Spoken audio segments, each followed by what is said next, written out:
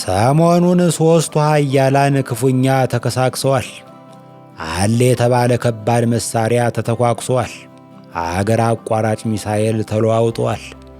ግን ከሦስቱ አገሮች የሞተው ሰው አንድ እንኳ አይሞላም። በእርግጥ ፋርስ አውራዎቿን አታለች። ግን አንዱ ሲወድቅ ቤንች ላይ የተቀመጠው ወደ ሜዳው እየሮጠ ይገባና ጨዋታውን ያስቀጥለዋል። በአንጻሩ እኔና እናንተ የምናውቃት አገር ውስጥ ጦርነት ሲከሰት የሚከተለውን አስቡት። በጥቂት ወራት ውስጥ ግማሽ ሚሊዮን እምሽክ ይላል። ከመዓት የሚሰውር መደበቂያ የለ፣ ሸልተር የለ፣ ሚሳኤሉን ወደ ርችት የሚቀይር አይረንዶም የለ። የተተኮሰው ሁሉ አይስትም። የሚባክን ሕይወት እንጂ የሚባክን ጥይት የለም።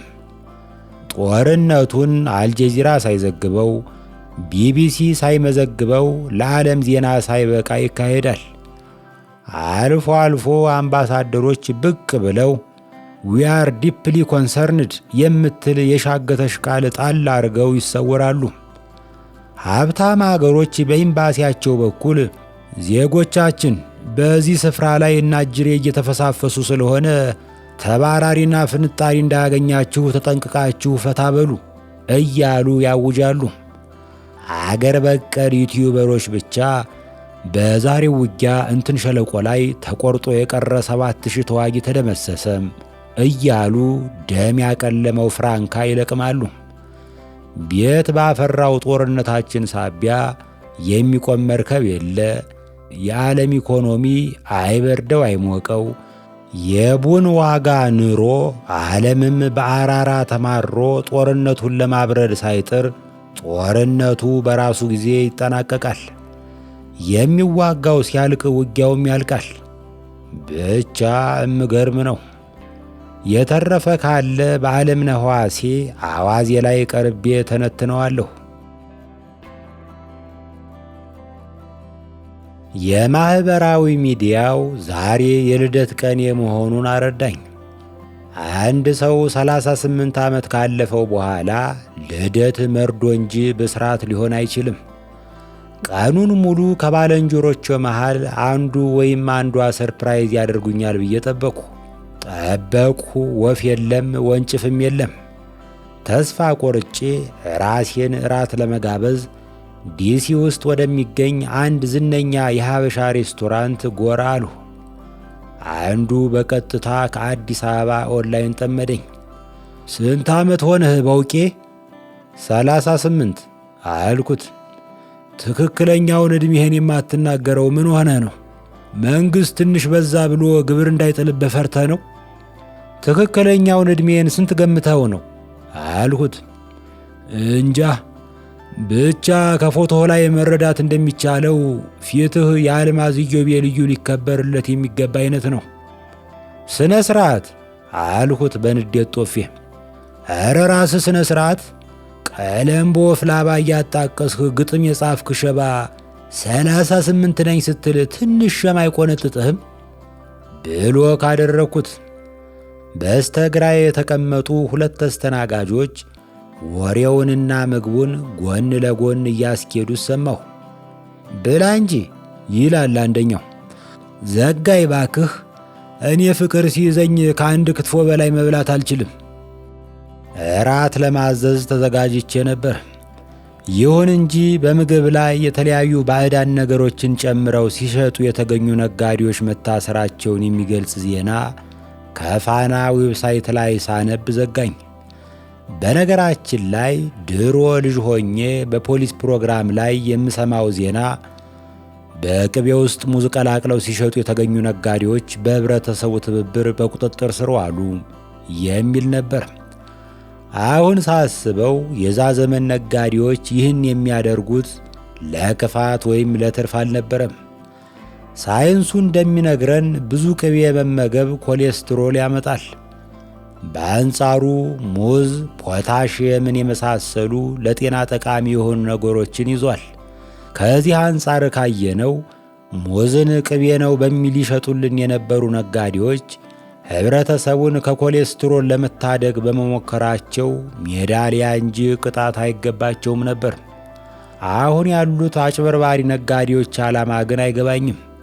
ባለፈው አንድ የጀሶ እንጀራ በልቼ 2 ቡልኬት ተጸዳዳሁ። የሰው ልጅ ሰውነት የማይለምደው ነገር የለም። ሸክላ የተቀላቀለበት በርበሬ ስንበላ ኖረናል። አፈር ነህና አፈር ትበላለህ ተብለናል። ግን ምንም አልሆንም። ሰውነታችን ሸክላውን ለምዶታል። ምግብ ነው ብሎ ተቀብሎታል። አሁንማ የተሰበረ እግሩን በጀሶ ጠቅልሎ የሚሄድ ሰው ሳይ ራሱ ያዛጋኛል። ኢትዮጵያ ውስጥ ዋናው ችግራችን ሚስጥረኝነታችን ይመስለኛል። ለምሳሌ ስለምንበላው ነገር አናቅም። የፍየል ወጥ ነው ተብሎ ይቀርብልሻል። ስለ ፍየሉ አሟሟት ግን የሚነግርሽ የለም። አስተናጋጁን ቅቅል ስትለው 4 ቦታ የተሰበረ ቅልጥም ያቀርብልህና ይቅርታ በጣም ስላበሰልነው ነው እሺ ይልሃል። እውነታው ግን ሌላ ነው። አስፋልት ሲያቋርጥ ሲኖትራክ የገጨው ፍየል ቅልጥም ነው የቀረበልህ። አሜሪካ ሀገር በተቃራኒው ስለምትበላው ምግብ ሙሉ መረጃ የማግኘት መብት አለህ። ፍየሉ ምን አይነት ቅጠል ሲበላ አደገ? ከሌሎች ፍየሎች ጋር የነበረው ግንኙነት ምን ይመስል ነበር? የፍየሉ አራጅ የጀርባ ታሪክ ምን ይመስላል? ትምህርቱን ጨርሷል ወይስ ስኩል ድሮፕ አውት ነው? ሪፐብሊካን ነው ወይስ ዲሞክራት ነው የሚለውን የማወቅ መብት አለህ። ዞር ስል ጥግ ላይ ክበበው ገዳ ተቀምጦ አየሁት። ከዚህ በፊት የነገረኝ ገጠመኙ ትዝ ብሎኝ ሳቁ። ክበበው ገዳ ጎረምሳ እያለ የለቅሶ ቤት ራት አያመልጠውም ነበር። እንዲያውም እንዲያባላኝ እያለ ቃሪያ በኪሱ ይዞ መዞር ጀምሮ ነበር። አንድ ለቅሶ ላይ ታዲያ ራስ ሲቀርብ ክበበው ከቤቱ ይዞት የመጣውን ቃሪያ ከኪሱ አውጥቶ ኮርሸም ሲያደርግ የተመለከተ የሰፈር ልጅ ወደ አስተናጋጆች እያጨበጨበ እዚህ ጋር ቃሪያ አልደረሰኝም ብሎ ጮኸ። አለፍ ብሎ የጃንሆይ አምባሳደር ዘውድ የረታና ያሬድ ጥበቡ ቁጭ ብለዋል። ያሬድ ተራሮችን ያንቀጠቀጠ ትውልድ ሲሆን ዘውዴ የተንቀጠቀጠው ተራራ ነው። አሁን ዲማሚቱና ተራራው በአንድ ጠረጴዛ ዙሪያ ተቀምጠው ሳይ ገረመኝ። ከጥቂት ደቂቃ በኋላ ዘፈን ተጀመረ። አይሄ ዘፈን ሚሊኒየም አዳራሽ ቀረ።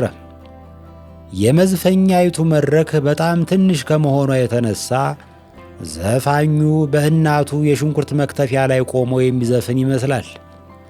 ከዘፋኙ ጀርባ ኪቦርድ ተጫዋቹ አቀርቅሯል። የሙዚቃ ተጫዋች ሳይሆን የመንደር ልብስ ሰፊ ነው የሚመስለው። ከጎኑ የግዕዙን 10 ቁጥር የሚመስል ሰውዬ ባለእጀታ ሳንዱቅ የመሰለ ግብዳ ጊታር ተሸክሞ ቆሟል። ከጊታሩ የሚመነጭ ድምፅ አልሰማሁም። የሆነ ባልደረባው ሽንቴን ሸንቼ እስክመጣ ይህን ጊታር ይዘህልኝ ቆይ ብሎት የሄደ ነው የሚመስለው። በመድረኩና በተመጋቢው መሃል መለስተኛ ዙ 29 የሚመስል የድምፅ ማጉያ ተጠምዷል። የዘፋኙን ድምፅ ብቻ ሳይሆን ሐሳቡን ሳያጎላው አይቀርም። ዘፋኙ የሱዳን ዘፈን ነበር የሚዘፍነው። የሚያዳምጠው ያለ አይመስልም። ሁሉም በየሞባይሉ ላይና መብል መጠጡ ላይ አቀርቅሯል። የታደለው ከፍቅረኛው የተላከለትን የከንፈር ምስል እያየ በደስታ ይዋኛል። ያልታደለው የትምህርት ቤት ክፍያ እየደረሰብኝ ስለሆነ ቶሎ ላክልኝ የሚል ከሀገር ቤት የተላከ መልእክት እያነበበ ተክዟል።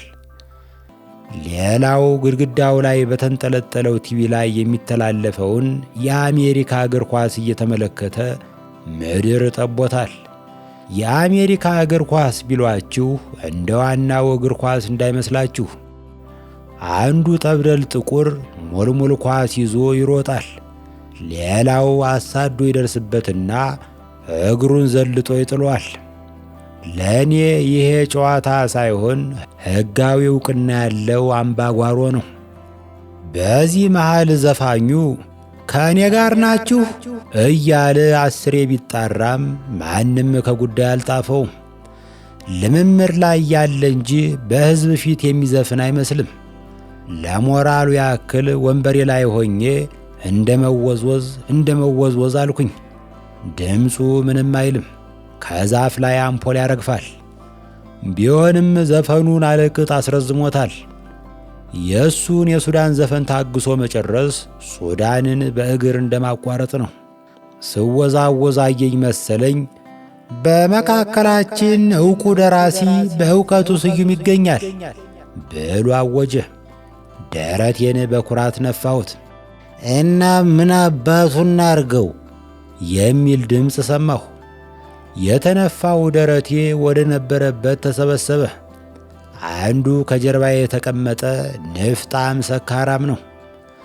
በሩ አካባቢ ጠብደል አፍሮ አሜሪካዊ የእልፍኝ አስከልካይ ተከምሯል። ሰውነቱ ግዙፍ ሲሆን ዘለግ ያለ ጺም አለው። ከአንገት በታች ነጻ ትግል ታጋይ፣ ከአንገት በላይ አቡነ አረጋይ።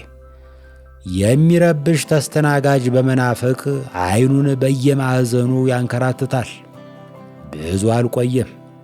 ቅድም የለከፈኝ ስትረስ የተጫወተበት አጭር ሰካራም ወደ መድረኩ ወጥቶ ካሽ ስላልያዝኩ ነው፣ በክሬዲት ብሸልም ቅር ይልሃል እያለ ዘፋኙን መረበሽ ጀመረ። አስከልካዩ ረባሹን ሰውዬ በኮሌታው አንጠልጥሎት ይዞት ወጣ። ሳየው የሆነ የመኪና ቁልፍ እንጂ ሰው ከነጭንቅላቱ ያንጠለጠለ አይመስልም። ከብዙ ዘመን የቅምቀማ ልምዴ እንደተረዳሁት ከረጅም ቀምቃሚዎች ይልቅ አጫጭር ቀምቃሚዎች ፈጥነው ይሰክራሉ። ምክንያቱም አልኮል ረጅም ሰው ጭንቅላት ላይ ለመድረስ ብዙ ጊዜ መራመድ አለበት። ሂሳብ ከፍዬ እጄን ታጥቤ ልወጣ ሽንት ቤት ገባሁ። ከጀርባዬ ሁለት ሰዎች ጎን ለጎን ቆመው ይሸናሉ። አንደኛው አርፎ ከመሽናት ፈንታ በድንበርተኛው ሸናተኛ ላይ አስተያየት አይሉት ጥያቄ ሰነዘረ። ፍሬንድ፣ በመጥረቢያ ነው እንዴ የተገረዝከው? ድንገት ስልክ የጠራ አብሮ አደጌ አምሳለ ናት። በርዝዴይ ቦይ፣ ቀድመ ልደት መሆኑን ለምን አልነገርከኝም? ለመሆኑ የት ነው ያለው አለችኝ። ያለሁበትን ተናገርኩ። እንዳትወጣ ጠብቀኝ። እነሆ በመጨረሻ ይህን ለአልማዝ ኢዮቤልዩ የታጨ ፊቴን ለሰርፕራይዝ አሰናድቼ ጠበቅሁ። ምንም ማድረግ አይቻልም፣ ዕድሌ ነው። ወንዶች ይታገሉህ፣ ሴቶች ያገልግሉህ ተብዬ ተፈጠርኩ ነኝ። ከጥቂት ጊዜ በኋላ አምሳለ መጣች።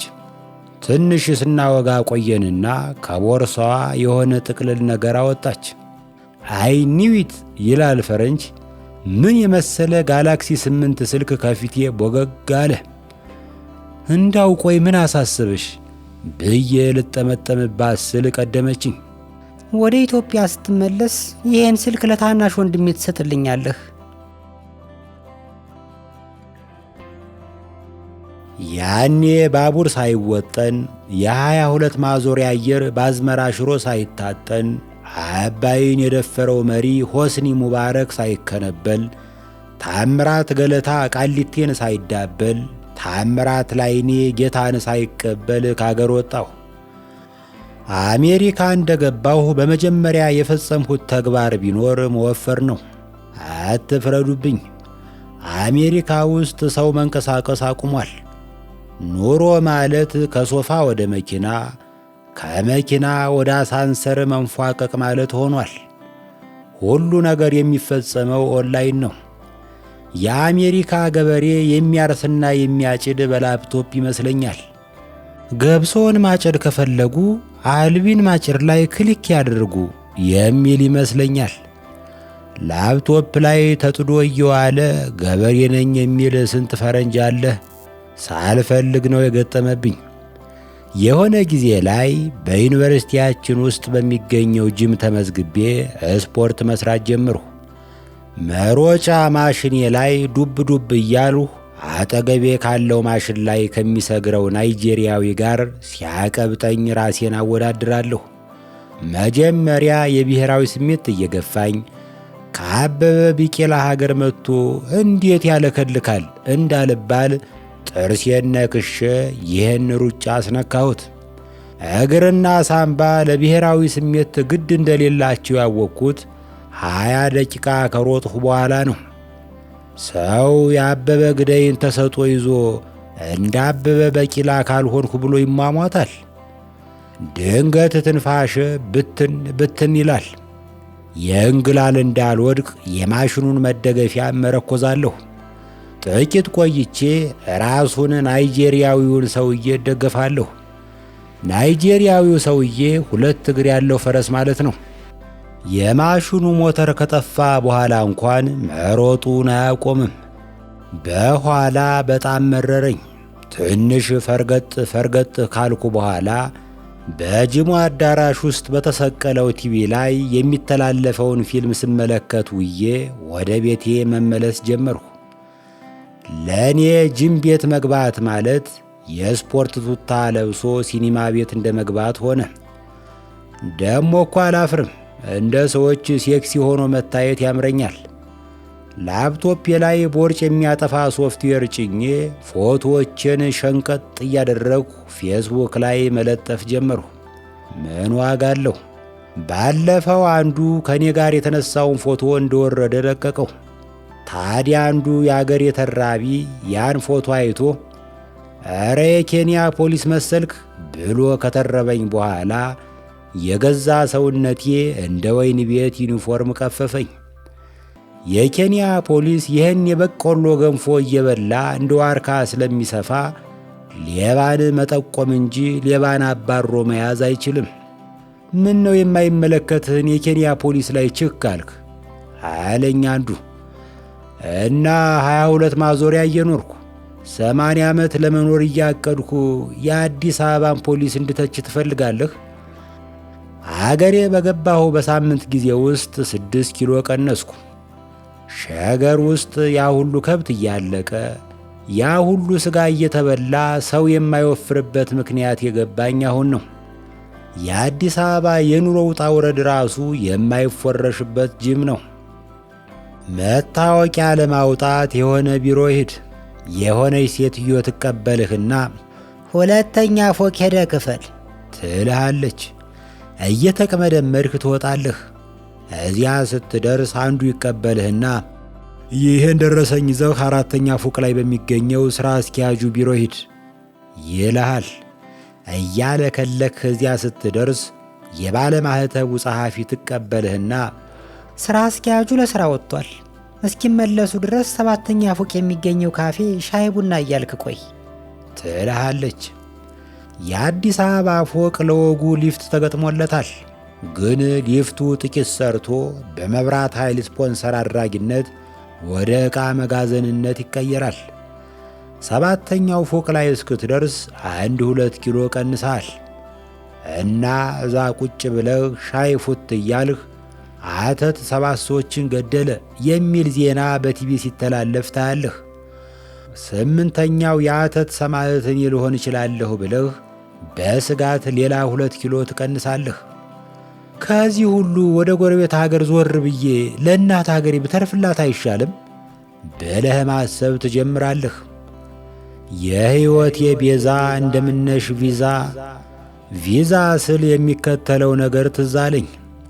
የሆኑ ሽማግሌ እንደነገሩኝ በኃይለ ሥላሴ ጊዜ ለአንድ ኢትዮጵያዊ ቪዛ ማግኘት ወደ ፍኖተ ሰላም ትኬት ከማግኘት በጣም ይቀል ነበር።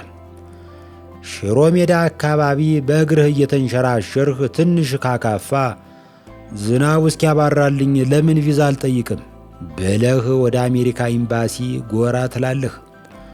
አምባሳደሩ በቢሮአቸው ተቀብለውህ አሪፍ ቡና እየጋበዙህ ኩኪስ ገፋ እያደረጉልህ አንተ ወጣት ኢትዮጵያዊ ወደ አሜሪካ ለመሄድ ስለፈቀድህ በጆን ኤፍ ኬኔዲ ስም የተሰማኝን ደስታ ገልጽልሃለሁ። የማትቸኩል ከሆነ አንድ ጥያቄ ልጠይቅህ። ለመሆኑ ቪዛውን የት ላይ በመታለህ ትመርጣለህ? ፓስፖርትህ ላይ ወይስ የቀበሌ መታወቂያህ ላይ? አለቀ። ዛሬ የኤምባሲ ጥያቄዎች ምን ብለን ጠይቀን እንጣለው የሚሉ ነው የሚመስሉት። ለምሳሌ የችስት ሀገር ዜጎች እንደሆንንና ገንዘብ ለመስራት እንደምንሄድ እያወቁ የባንክ ደብተራችንን ለምን እንደሚጠይቁን አይገባኝም። የዛሬ ምናምን ዓመት ክበበው ገዳና ተስፋዬ ካሳ ከኤምባሲ ኤምባሲ እንከራተቱ ነበር። አንድ የጀርመን ኤምባሲ ገብተው ጥያቄ በጥሩ መንገድ ሲመልሱ ከቆዩ በኋላ ተቀማጭ ገንዘብ ካላችሁ ልታሳዩን ትችላላችሁ ስትል ጠየቀች ጀርመኒቱ። ተስፍሽ ፈጠን ብሎ ጀርመን ደርሰን ስንመጣ ማሳየት እንችላለን። ከጥቂት ጊዜያት በኋላ ሁለቱ ችስታ ኮሜዲያኖች እንደ ማሽላ አንገታቸውን ደፍተው ከኤምባሲው ወጡ። የአካባቢው ጎረምሶች ከበቧቸውና ሰጧችሁ ብለው ጠየቋቸው። አዎ አለ ክበበው ገዳ አንገቱን እንደደፋ። ፓስፖርታችንን ሰጡን።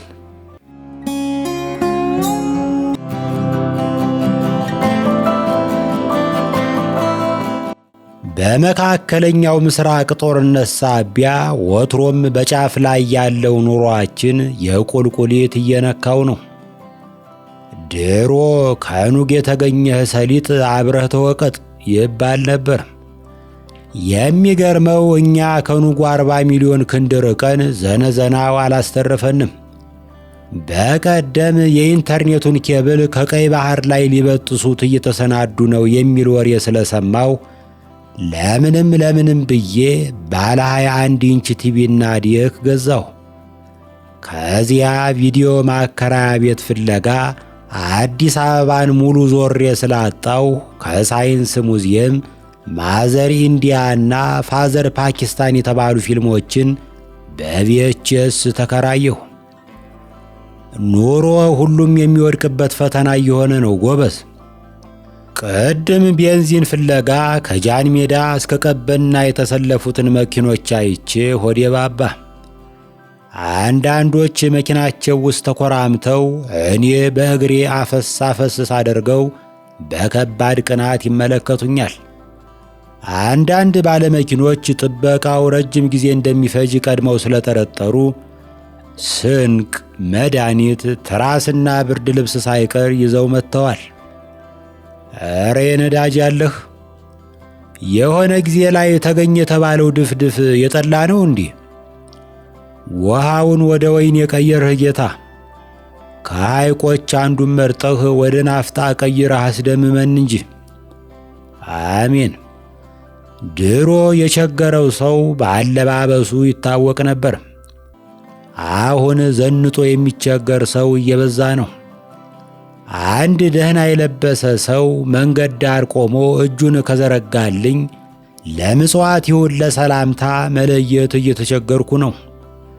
በቀደም የሆነ ካፌ ገብቼ ሳንዱሽ ስበላ ከፊት ለፊት የተቀመጠ ሰውዬ ደጋግሞ ያፈጥብኛል። እኔም ባጻፋው አፈጠጥኩበት። ሰውየው የጣሊያን ሱፍ ለብሶ የኩባ ከረባት አስሯል። ወንድሜ አለኝ። ወንድሜ የሳንዱችህ መዓዛ እየተፈታተነኝ ስለሆነ አንድ ያስነክሰኝ አለኝ። አዘንኩ፣ ተከዝኩ። ላለማልቀስ እየታገልኩ ብድግ ብዬ የሳንዱቹ መዓዛ ወደ ሰውየው አፍንጫ የማይደርስበት ቦታ መርጬ ተቀመጥኩ። ሀበሻ ገራሚ ፍጡር መሆኑን ከድሮ ጀምሮ ብጠረጥርም በደንብ ውልል ብሎ የተገለጠልኝ በኮረና ሰሞን ነው። የአገርህ ሰው ለጥንቃቄ ማስክ ገድግድህ ሲያይህ ይህን ያክል ምን ያንቦቀቡቃል እያለ ያሸማቅቃል። ከዛ አጅሬው አስተኝቶ ለሳምንታት ያክል አበራይቶት ትቶት ይሄዳል። ከዛ እንዴት ነህ ስትለው በዝሆን እግሩ ደቅድቆ አጨማልቆ ለቀቀኝ በማለት ፋንታ እኔንማ ይዞ ለቀቀኝ በማለት አቃሎ ይነግርሃል። ከህመሙ በረከት እንዲደርስህ ወጥሮ ያበረታታል። ስለ ክትባት ስታነሳበት ኧረ ችፕስ ሊያስገቡብን ነው ይልሃል። ባለፈው አንዱ ፈረንጆች ችብስ ክንዴ ላይ ቀረቀሩብኝ እያለ ሰላላ ክንዱን ለህብረተሰቡ ሲያስጎበኝ በሆነ ዩቲዩብ ቻናል ላይ አየሁት። ዓይኔን ባይበሉባይ ጠራርጌ አተኩሬ ሳየው ክንዱ ላይ ያለው ኮረሪማ የሚያክል ኪንታሮት ነው። አንዳንዴ ሲደብረኝ ስልኬን መሽለጥ አድርጌ አዲስ አበባ ወይም ማርቆስ ለሚኖር ጓደኛዬ እደውላለሁ። ስማ፣ ያለህበት አካባቢ ኮቪድ እንዴት ነው? እኔንማ ትናንት ይዞ ለቀቀኝ ይለኛል። ፍቅር እንኳን ትንሽ ሳያመነምን ሳያከስል አይለቅም፣ እንዴት ዝም ብሎ ይለቅሃል? እላለሁ በቅናት ስሜት። የሆነ ነገር ትዝ ይለኛል። ድሮ መገናኛ ካልዲስ ፊት ለፊት ቆሜ የኮንትሮባንድ ጫማ ሳማርጥ የሆነ መዳፍ ትከሻዬን ይነካኛል። ዞር ስል የሆነ ሰውዬ ኦ ይቅርታ፣ በማጅራት በኩል ሳይህ ከማውቀው ሰው ጋር ተመሳስለህብኝ ነው ይልና ለጥቂት ሰከንዶች ይዞት የነበረውን ትከሻዬን ይለቀዋል። የአገር ቤት ጓደኞቼ ኮቪድ ይዞ ለቀቀኝ ሲሉኝ ትዝ የሚለኝ ይሄ ነው። በዚያን ጊዜ ራስ ምታትና ቁርጥማት ጢባጢቤ ተጫውቶብኝ ወደ ሐኪም ቤት ጎራ አልሁ። ዶክተሩ ከላይ እስከታች ከመረመረኝ በኋላ በረጅሙ ተንፍሶ የያዘህ በሽታ ጋርሊክ 20 ይባላል። ነጭ ሽንኩርት አብዝቶ ከመብላት የሚመጣ አዲስ በሽታ ነው። በሽታው ከፍተኛ ደረጃ ላይ ሲደርስ ያስቀባጅርሃል፣ ያስበደብድሃል። ርዕሱ ከይዘቱ ጋር የማይገናኝ ጽሑፍ ሁሉ ልትጽፍ ትችላለህ አለኝ። ለሕይወት ያሰጋኛል ዶክተር አልኩት በጭንቀት ስሜት። ወል እንግዲህ አለ ዶክተሩ፣ ጠረንህ ያስመረረው ሰው ደብድቦ ሊገልህ ይችላል። ሐኪም ድሮ ቀረ። በድሮ ጊዜ አንዱን ወጌሻ ኩላሊቴን አመመኝ ስትለው የጅብ ቅንድብ ፈልገህ ብብትህ ላይ ያዝበት ይልሃል። ምክሩን ሰምተህ የጅብ ቅንድብ አመጣ ብለህ ጫካ ስትገባ ጅቡ ራሱን በመከላከል ሰበብ ይበልሃል። ግልግል። ወጌሻው ምን አለበት? በሕይወት እያለህ ቀብድ ተቀብሎሃል። የጥንቱ መንገድ ትንሽ ራዲካል ቢሆንም ሁነኛ መፍትሄ ነበረው። በሽታውን የምታስወግደው በሽተኛውን በማስወገድ ነበር። በእውነት አንዳንዴ ስታስቡት ስልጣኔ የሚባለው ነገር ከንቱ ንፋስን እንደመከተል ነው። አሜሪካን የሚያክል የሰለጠነ ሀገር የኮሮና ለማግኘት ያየው ሀበሳ አይረሳ። የዚህስ የሀገራችን ባህላዊ መድኃኒት ድርጅት ተቋም ይሻላል። ድርጅቱ የኮሮና መድኃኒትን ለማግኘት በ7 አይጦች ላይ ሙከራ አድርጎ 5ቱ አይጦች ለህልፈተ ሕይወት ተዳረጉ። ተቋማችን አይቆጨውም። ቢያንስ ከዚህ በኋላ ዘመናዊ የአይጥ መርዝ ማምረት እንደሚችል አውቋል። ክትባት የጀመረ ሰሞን ምዝገባውና ወረፋው አይቀመስም ነበር። አንድ ቀን ዝም ብዬ ድንኳን ሰበራ ጎራ አልሁ። ምን ፈልገህ ነው ሲሉኝ፣ እማትፈልጉት ክትባት ይኖራችኋል አልሁ ራሴን እያከኩ። ዕድሜ ስንት ነው አለችኝ ነርሲቱ። ኦፊሻል ዕድሜ 40 ዓመት ይገመታል። አዝናለሁ። አሁን እየከተብን ያለነው ከ50 ዓመት በላይ የሆኑትን ነው። ግን አተነፋፈሴ የ70 ዓመት አዛውንት ነው። እንደምንም አጠጋግተሽ አስገቢኝ። ኦኬ፣ ተመዝግቦ የቀረ ካለ በምትኩ ትከተባለህ። እጅሽን ከቁርጥማት ይሰውርልኝ በማለት መርቂያት ቁጭ አልሁ። በሁለት ከዘራ መሃል ጎብጦ የሚንቀጠቀጥ አዛውንት አይቼ ስንት ዓመት ሆነው በማለት ጠየቅኩት። ምን አልኸኝ አለኝ። ከኪሴ ማይክ አውጥቼ ቼክ ማይክ 1 2 3 ስንት ዓመት ሆኖት? ባለፈው ሳምንት 100 ደፈንሁ ብሎ ሲመልስልኝ ተገርሜ፣ እና እርሶም ክትባቱን ይፈልጉታል? ለእኔ አይደለም አባቴን ላስከትብ መጥቼ ነው በመጨረሻም ተጠራሁ። ነርሲቱ ክንዴን አፈፍ አድርጋ ይዛ እንደ ጥጥ ስታባዝተው ከቆየች በኋላ ብዙ ጊዜ የምትመገበው ምንድን ነው? ሩዝ። እንዳውም ሩዝ አጥብቄ ከመውደድ የተነሳ ወዳጆቼ ሩዝቤልት የሚል ቅጽል ስም አውጥተውልኛል አልኳት። በል አሁን ወደ ቤት ተመልሰህ ሂድና ገንቢ ምግብ ብላ፣ ዳምፒል አንሳ፣ ፑሻፕ ስራ። ከዚያ ከ2 ወር በኋላ ተመልስ። ሴትዮ ልትከትቢኝ ነው ወይስ ቦዲጋርድ ልትቀጥሪኝ? አሁን ሳስበው ሶሻል ሚዲያ የሚባል ባይኖር የኳራንታይን የብቸኝነት ዘመኔን ምን አደርገው ነበር? ምን ይውጠኝ ነበር? በነገራችን ላይ ፌስቡክን የተቀላቀልኩ በ2012 አካባቢ ነው እና ያኔ ከቤተሰቤና ከጎረቤት በቀር የሚያቀኝ አልነበረም። የፌስቡክ አጠቃቀም ራሱ በቅጡ አልገባኝም ነበር። የሆነ ጊዜ ላይ 2 ሄክታር ቶክሲዶ ሱፌን ግጥም አድርጌ ለብሼ ጆፌ አሞራ የሚያክል ከረባት ጣል አድርጌበት ፎቶ ተነሳሁና ፌስቡክ ላይ ለጠፉ። ከዚያ ፈንድሻ እየበላሁ የሕዝቡን ምላሽ ብጠብቅ ምንም የለም። ደብረ ማርቆስ ዘመድ ጠይቄ ስመጣ አስካሌ የተባለች ልጅ ላይክ አድርገዋለች። ያኔ የላይክ ምልክት የነበረው አውራ ጣት በጣም ግብዳ ነበር። መንገድ ዳር ይዘኸው ብትወጣ ሊፍት የሚሰጥ መኪና ማስቆም ሁሉ ትችላለህ። ከመደሰት የተነሳ ፎቶዬን ስለወደድሽው አመሰግናለሁ የሚል መልእክት ሰደድኩላት።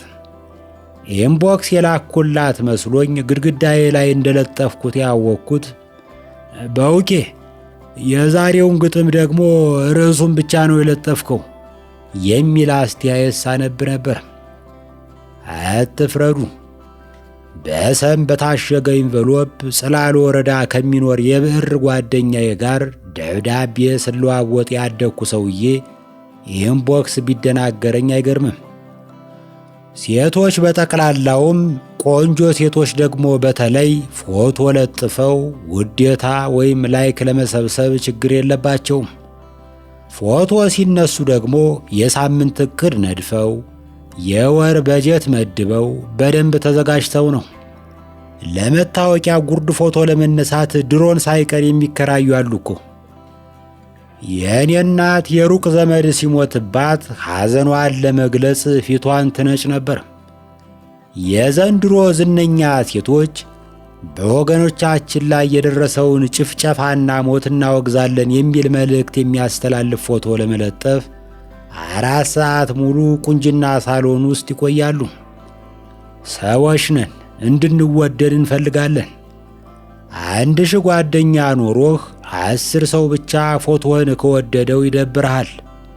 ከወደዱህ በላይ ጭንቅላትህን የሚቆጣጠረው ጥግ ላይ ቆመው ከንፈራቸውን አጣመው ባላየ የሚያልፉ ሰዎችን ስታስብ ነው። ለማንኛውም ብዙ ሺህ ሰው ፎቶህን እንዲወድልህ ትፈልጋለህ? አማላይ ወይም የአንድ ሐሙስ ሴሌብሪቲ መሆን አይጠበቅብህም። የሚጠበቅብህ ይህ ነው። አዋሽን የሚያህል ባንዲራ ልበስ። ግንባርህ ላይ ኤርትራን የሚያካትት የኢትዮጵያን ካርታ ተነቀስ። ከጀርባህ የታወቀ ባለታሪክ ሐውልት ወይም የገዳም ወይም የመስጊድ ምስል ቢኖር አይከፋም። የኢትዮጵያ ፊደል ምልክት ያለበት ቲሸርት ልበስ። የኢትዮጵያ ቁጥሮች የተጻፉበት ሰሌዳ ወይም እንደ ፍሬው ኃይሉ አኮርዲዮን አንገትህ ላይ አንጠልጥል። በቀኝ ክንድህ ላይ ከቅዱስ መጽሐፍ ላይ የተወሰደ ጥቅስ ጣል አድርግበት። ግራ ክንድህ ስለምን ሥራ ይፈታል? ደም ለግስበት። የሆነ ጊዜ ላይ አንዲት ቆንጅዬ ልጅ ፍሬንድ ሪኩዌስት ላከችልኝ። በእህትነት ተቀበልኳት። ትንሽ ቆይቼ እህትነቱን በአንድ እርምጃ ላሳድገው ብዬ በማሰብ በኢንቦክስ ሰፈር እሸት ነው ዓላማ ሳለሽ ምናምን ማለት ጀምርሁ። ጥቂት እንዳወጋሁት ግን በሴት ፎቶ የተጠለለ ወንድ መሆኑን ባነንኩበት። ነገሩ በዚህ ቢያበቃ ጥሩ ነበር።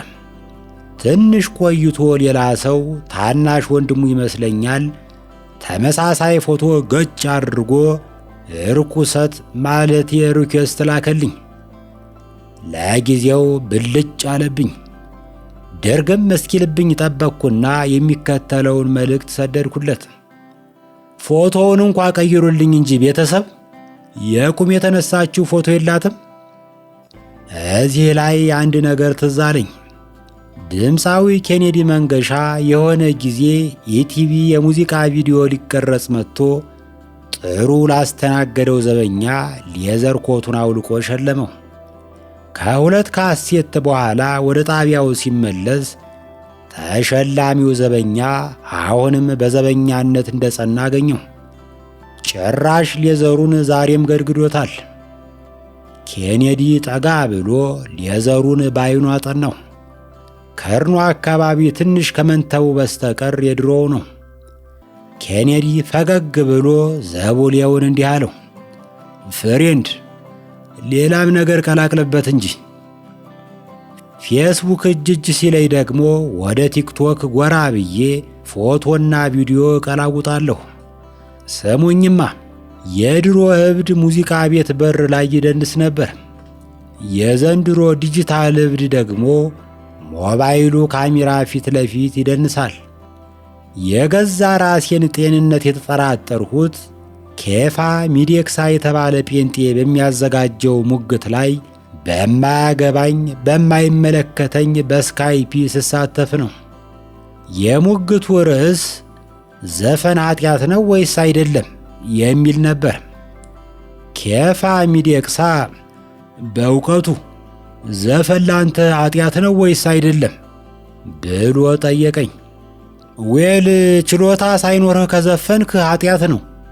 ራሱን የቻለ ኃጢአት እንኳ ባይሆን ወደ ሌሎች ኃጢአቶች ያመራል። በምሳሌ ላስረዳህ።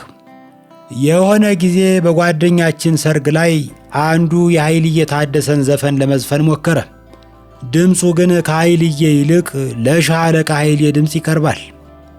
በዚህ የተናደደው ሙሽራ ከአንዱ አጃቢ ጠመንጃ ቀምቶ ተኩሶ ገደለው። ወዳጄ ፍርድ ቤት ሲቀርብ እኔም በምስክርነት ቀርቤ ባርቆበት ነው ብዬ ዋሽሁ። በመጨረሻም ተፈርዶበት እስር ቤት ሲገባ ሚስቱ ከጠበቃው ጋር ተኛች። በአንድ ብሽቅ ዘፈን ምክንያት አትግደል፣ በሐሰት አትመስክር እና አታመንዝር የሚሉት ሕግጋቶች ተጣሱ። አንዳንዴ ደግሞ ለለውጥ ያክል ዩቲዩብ ላይ እጣዳለሁ። ዩቲዩብ ለታታሪ ተመልካች መክፈል ቢጀምር እስካሁን መኪና ብቻ ሳይሆን ራሴን መጠበቂያ ድሮን ሁሉ ይኖረኝ ነበር። ለመሆኑ ምንድነው የማየው? ፖለቲካ? ለዕድሌም አላሳየሁ።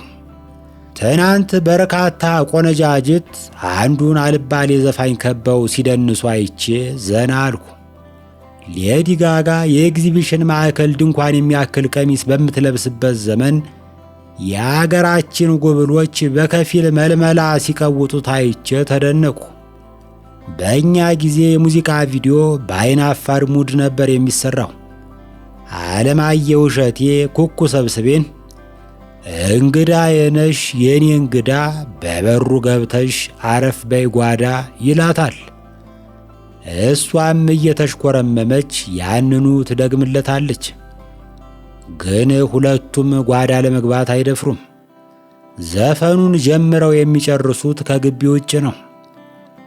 ዛሬ 10 ምናምን ወይዛዝርት ሊሞዚን ውስጥ አንዱን ጎረምሳ ከበው ሲደንሱ አያለሁ። መብታቸው እንደሆነ ባምንም በዘፋኙ ላይ የተሰማኝን ቅናት የተቀላቀለበት ንዴት መደበቅ አልቻልኩም። እኔ እንደዚህ ተኮራምቼ ተቀምጬ የሰው አገር ብርድ እየጠጣሁ እንዴት ዋናው ሰባ ሰገጥ ጨረቃ በመሳሰሉ ኮረዶች ይከበባል? በእውነት ፌር አይደለም። በእውነቱ የድሮ ዘፈን ይምጣብኝ። የድሮ ዘፈን እኮ የሆነ ቬጂቴሪያን ቃና ነበረው። በጊዜው ያልተዘመረለት የዱር ፍሬ የለም። የሾላ ፍሬ፣ እንኮይ እንኮይ፣ ብርቱካኔ፣ ሸንኮራ፣ ፓፓየነሽም የሚል ሁሉ ዘፈን ነበር። ተቀጠፈ ሎሚ ተበላ ትርንጎ ከሸጋ ልጅ መንደር በስሎ ተንዠርግጎ የምትለዋን የነዋይን ግጥም ማን ይረሳል? ምን ዋጋ አለው? ከዕለታት አንድ ቀን ታደሰ ዓለሙ የሚባል ዘፋኝ ተነስቶ የአማርኛን ዘፈን ሥጋ በሥጋ አደረገው። የድሮ ዘፋኞች ከማዝናናት ጎን ለጎን ጠቅላላ ዕውቀት ይለግሱ ነበር። ሕዝቡ ስለ ቤትና ስለ ዱር አራዊት ጠባይ መረጃ የሚያገኘው ከዘፋኞች ነበር። ለምሳሌ ካላጉረመረመ አይበላም ነብር ይርጋ ዱባ አለ። የቁልቁለት መንገድ ለበቅሎ አይመችም ሙሉቀን መለሰ። የእባብ ዘለግላጋ የለው እግር እጅ ዓለማየሁ እሸቴ። ዶሮ ውሃ ጠምቶት ተንጋሎ ይጠጣል ነዋይ ደበበ። ፍየል ቅጠል እንጂ አትበላም እንጉዳይ ነዋይ ደበበ። በአጠቃላይ የድሮ ዘፈን ራሱን የቻለ ናሽናል ጂኦግራፊ ነው ማለት ይቻላል። በደምሳሳው ሲታይ የድሮ ዘፈን ግጥም ብዙ አይመስጥም። በእኔ ግምት ሁለመናው የተዋጣለት የዘፈን ግጥም የተጀመረው በይልማ ገብረአብ ነው። አሁን ደግሞ ሀብታሙ ወጋለ፣ አብርሃም ወልዴና ኑረዲን ኢሳ ጥሩ ጥሩ ግጥሞችን ይጽፋሉ። ከቆዩ ዘፋኞች ውስጥ ግጥም የማይሰምርለት እያዩ የሚባል ዘፋኝ ነበር። የኢትዮጵያ ሬዲዮ እግር ኳስ ባስተላለፈ ቁጥር ለምን የእሱን ዘፈኖች እንደሚጥዳቸው እስካሁን አይገባኝም። እንስራዋን አዝላ በወገቧ ላይ እንስራዋን አዝላ በወገቧ ላይ ውሃ ልትቀዳ መሄዷ ነው ወይ ይላል እያዩ። ኧረ የለም እንስራዋን ውሃዋን ልታስተምር እየሄደች ነው። በነጭና ጥቁር ቲቪ ተላለፉ የነበሩትን የድሮ የሙዚቃ ቪዲዮዎች ባየሁ ቁጥር አንድ ነገር ይገርመኛል። ዘፋኞች በጣም የተጋነነ የፊትና የእጅ እንቅስቃሴ ያደርጉ ነበር።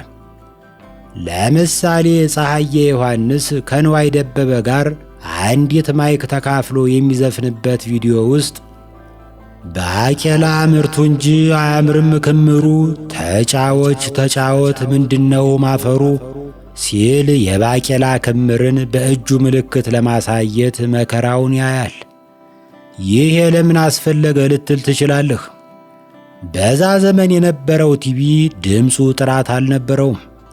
ጠረጴዛው ላይ ተጎልቶ ደቅ ደቅ ደቅ ሲል መስታወት የተገጠመለት ጄኔሬተር ይመስላል። እና ዘፋኞች ዘፈናቸውን በምልክት ቋንቋ እንዲያጅቡ ይገደዱ ነበር።